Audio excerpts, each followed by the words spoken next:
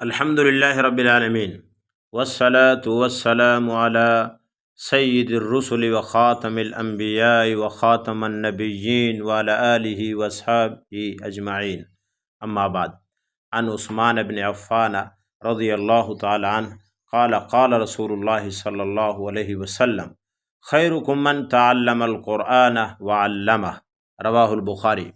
ترجمہ: حضرت عثمان بن عفان رضی اللہ تعالیٰ عنہ روایت کرتے ہیں کہ آپ صلی اللہ علیہ وسلم نے فرمایا، تم میں سب سے بہتر وہ شخص ہے جو قرآن کو سیکھے اور سکھائے۔ من تعلم القرآن، جو قرآن کو سیکھے، سیکھنے سے مراد قرآنی علوم ہیں، یعنی اس میں غور و فکر کرے اور اس کے احکام اور معانی اور اس کے حقائق و دقائق کو سیکھے اور دوسرے کو سکھائے یا کم از کم الفاظ سکھائے۔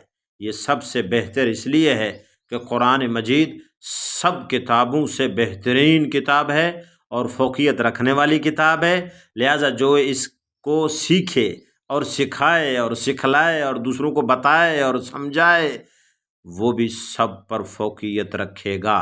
محدثین فرماتے ہیں حدیث بالا میں وَعَلَّمَهُ واو کے ساتھ بھی آتا ہے اور او علمہ او کے ساتھ بھی آتا ہے۔ واو کے ساتھ ہو تو اس کا مطلب یہ ہوگا کہ قرآن کو سیکھے پھر دوسروں کو سکھائے۔ یہ عمل دوسروں سے سب سے زیادہ اعلیٰ اور افضل ہوگا۔ لیکن بعض احادیث میں او کا بھی لفظ آتا ہے، یہ حرف او بھی آتا ہے۔ اس صورت میں معنی یہ ہوگا کہ بہتری اور فضیلت عام ہوگی کہ خود سیکھے یا دوسروں کو سکھائے، دونوں شخصوں کے لیے مستقل خیر و بہتری ہوگی۔ قیامت کے دن عرش کے سائے کے نیچے وہ لوگ بھی ہوں گے جو قرآن مجید کی لوگوں کو تعلیم دیتے تھے۔ ماشاءاللہ، الحمدللہ، کتنی بڑی سعادت ہے قرآن پڑھنے والوں کے لیے، پڑھانے والوں کے لیے، قرآن سیکھنے والوں کے لیے، قرآن سکھانے والوں کے لیے، قرآن سمجھنے والوں کے لیے، قرآن سمجھانے والوں کے لیے، قرآن پر عمل کرنے والوں کے لیے، قرآن پر عمل کروانے والوں کے لیے۔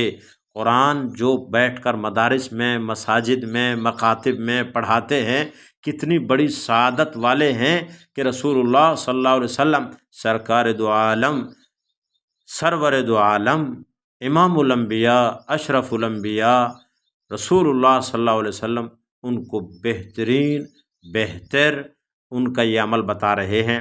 اللہ تعالی ہمیں یہ سعادت نصیب فرمائے اور ان لوگوں میں شامل فرمائے۔